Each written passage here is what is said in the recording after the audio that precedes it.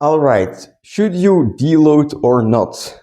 Now, I'm just going to speak from personal experience here, but in the past, like a couple of years ago, I was deloading every now and then. I would just say, you know, for a week or for 2 weeks, I'm not going to train or I'm going to barely train, for ultimate recovery. Now, from experience, I didn't really like those periods, because I love to train. I'm guessing you're watching this video, you love to train, right?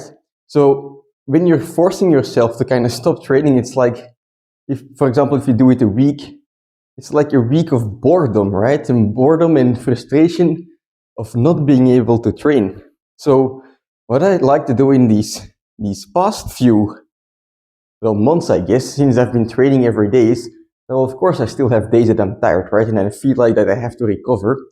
But the body is not just such a simple object that you can say, okay, if I don't do anything for a week, then it's gonna be solved, right? So what I try to do in these last few months is to just say, well, if I'm tired, generally it's gonna be because I did too much heavy stuff with uncontrolled form in the last few weeks, right? So what I try to do in that case is to just tell myself, okay, I can still train, I can still go hard, but make sure that you control the reps, make sure that you go light, that you can reach a bit higher reps.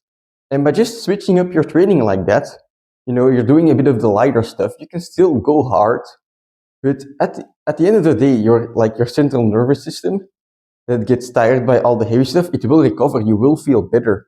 And so I feel like lately, a deload, unless you're like prepping for a calisthenics skill competition, and you're training months on end, like extreme volume, then I guess right before the competition, you're gonna use a deload, right? But if you're not preparing for a competition, or especially if you're doing like calisthenics partially for muscle building, like I think a deload might be just a waste of your time. Like especially for the muscle building part, right? Because for the muscle building, you have to make sure, you do your training, then you recover, and when you recover, then you train again. So by definition, you shouldn't need a deload. But that's just my opinion, right? If you think to yourself, like, would a deload work? I would suggest you just try it. Like, try to do it like a week or something and see how you feel afterwards.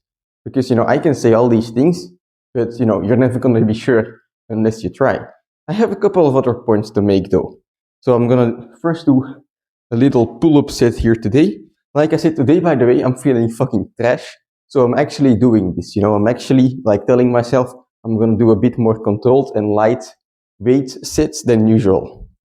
So just another set.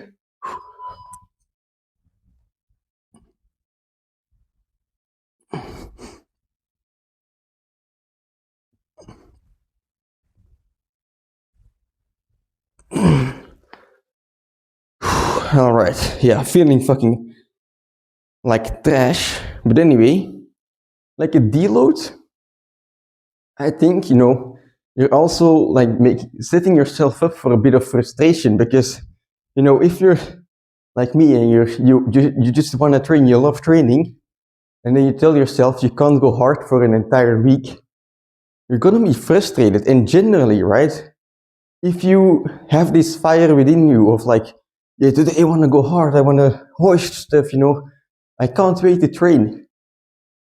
If you have that mentality, doesn't it like kind of mean that you have the energy for it? I mean, I love training, but if I'm actually tired, I don't feel like training, I still train, but like automatically because, I'm so tired, I don't feel like, going for a PR because I know I won't be able to do it. But if you're like going to bed, you're going to bed and you're thinking about your training tomorrow and your body just heats up, because you're so excited and you can't sleep because you're so excited for your next training. That doesn't mean that you even though your body might be sore, like mentally you're not tired, so physically I guess you're fine as well. Like theoretically, right, I've been training for 150 days plus in a row. In theory, I should need a deload, but on most days, you know, I wake up and like, yeah, fuck, I get to train. You know, I get to do the planche. I get to do the front lever. I get to try a new squat PR. And I'm excited to do that. And on those days, I just go as hard as I want. But then in between, there are days, you know, like today, like the fucking, I'm sleeping like a fucking log, knocked out completely. My alarm clock goes off and I'm like, oh shit, I need to do another 3 hours at least, right? Those days I'm tired, I'm lethargic. I went out for a run this morning, didn't go as planned. I mean, I didn't plan anything, but I was just so fucking slow, right? So I know that I'm super tired today. On these days, I'm not like, you know, okay, I'm gonna do a front lever hold PR, right? Because I just don't have the energy. So I feel like, you know, a deload can be just as simple as on the days you feel tired, do a bit lighter stuff. And then, you know, you won't need those dedicated weeks to take off. That's kind of my opinion. But again, you know, try it for yourself, see how you feel.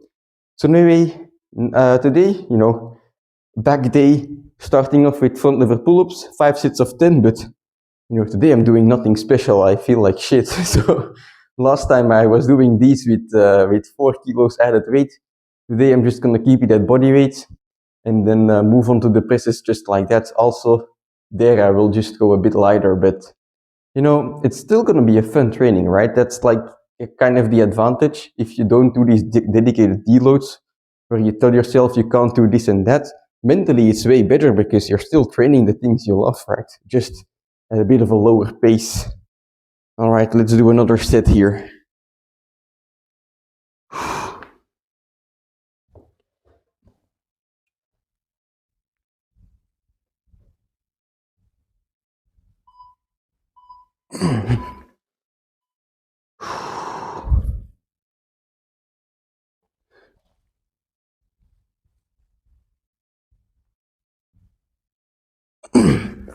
All right, that was set number 3.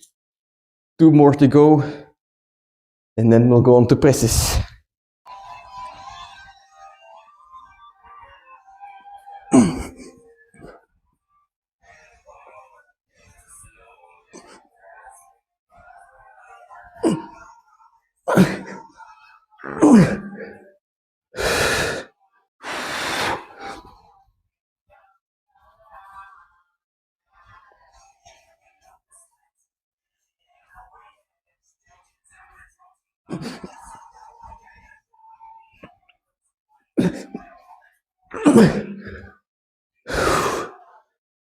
Okay, something important I want to mention here is if you're one of those days, you know, or you've been feeling tired for a while and you're doing the training with a lower weight, you know, lower intensity, whatever, to let your body recover, don't focus on the stuff you're not doing. Don't focus on the stuff that you're usually doing and not doing today, right?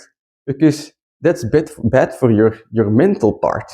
Like if you're constantly telling like, oh shit, I'm weak and I can't do this, I can't do that, then like even in the following trainings, you're gonna be like thinking to yourself like, oh shit, I'm weak, right? But if you like focus on the things that you are able to do, for example, you know, today I don't feel like doing the weighted front lever because it's just gonna be too heavy. But I can focus on just the normal body weight front lever, right? And this is way easier stuff than I'm usually doing.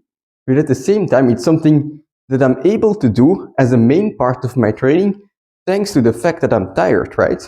So in a way, like I'm kind of happy that I get to do this today, you know? I get to see how my body weight front lever looks kind of fresh in the training, even though I'm tired, right? I get to feel it, and it will be like a reference for in the future. Like I can focus on the things that I'm able to do thanks to the fact that I'm tired, and it's like the same result, right? The training I'm doing is the same, but instead of, you know, doing the set while thinking to myself, oh shit, it's not weighted, I'm such a weak, stupid little cunt, you know, I can think to myself like, hey, yeah, this is fun. And because you have that mindset switch, it's way better, you know. I think it's also going to play part in your recovery because, you know, if you're constantly thinking about the negative part, sure, your body might be recovering, but, you know, you're putting a lot of load on your mind, so to speak, you know. You're not letting your mind recover. So That's also very important. And yeah, you should keep that in mind. So anyway, I'm warming up here for some presses and holds. Today, I'm gonna try a few sits like I said with body weight. And yeah, we'll see how it goes.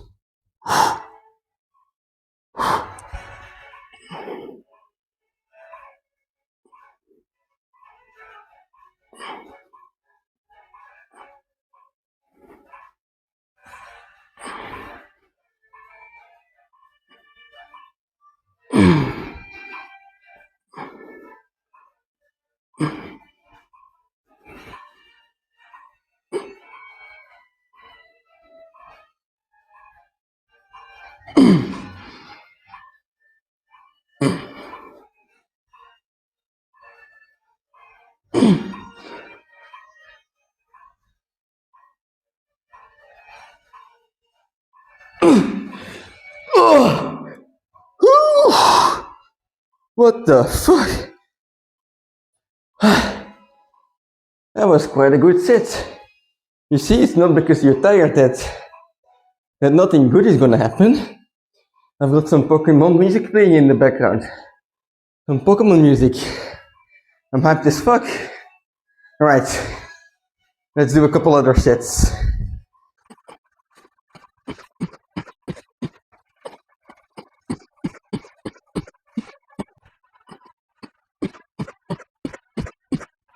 Okay, the last set of full lever holds and presses. I'm gonna do a rest pass drop sit, and I'm gonna aim for a total of 45 seconds under tension, because my final goal is 45 seconds of front lever hold. So doing a set of 45 seconds or longer is gonna be important if I want to get that kind of endurance. So first of all, no banded assistance, and then we're gonna add the banded assistance when I get tired.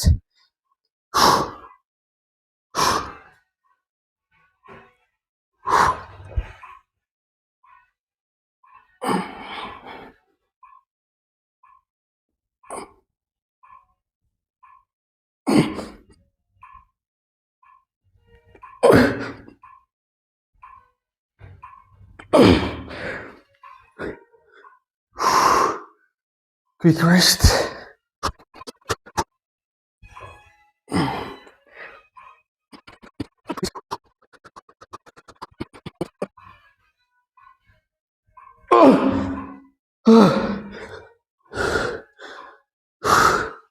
One more press and then we're done.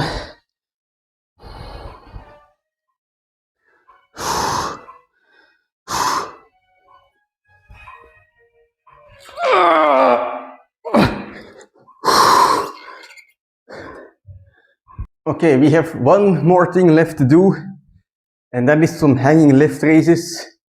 Hanging leg raises, yes, I'm unable to speak.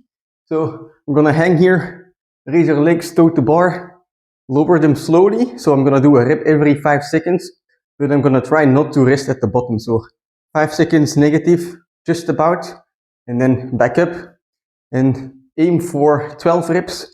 But I'm not gonna use weight on my feet today because again, using lower weight, a bit longer sets is gonna be easier for the recovery to catch up. And yeah, it's gonna result in a good pump as well. So even though, the weight is lower today, it doesn't mean I can't do any hard sets, right? Because doing this stuff, I'm not as used to it as like the higher weight stuff with lower rep ranges. So, skill is an intensity in itself. You have to practice the same kind of sets over and over and over to push yourself, or to be able to push yourself to the absolute limit, to the point that your recovery isn't able to catch up anymore. But for the bodyweight front lever, for the bodyweight leg raises, I haven't done that as a main exercise in a while. So it's not like even if I push myself, that the recovery process will be so intense that I'm not able to catch up anymore. So anyway, leg raises, let's go.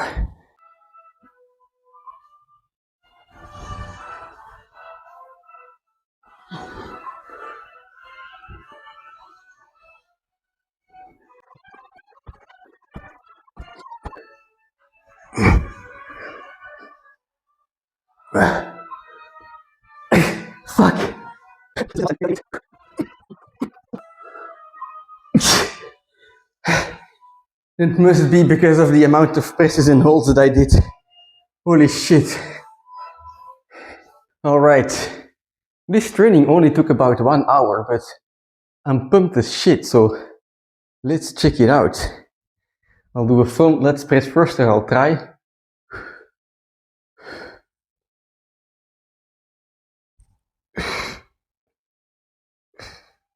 Oh.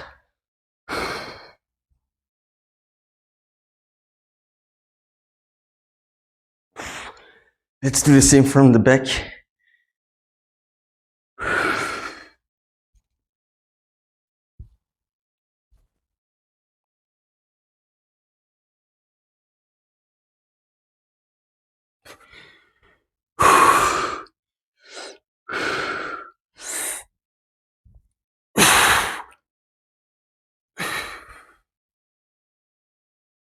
Oh. Feels good. Feels good in any case. Holy shit. Okay, so today's training, it was kind of like with deload intentions, recovery intentions, but can you really call it a deload? I mean, we did drop sets, we did rest pause sets, even quite intense, The only thing I really took note of is not to go too heavy.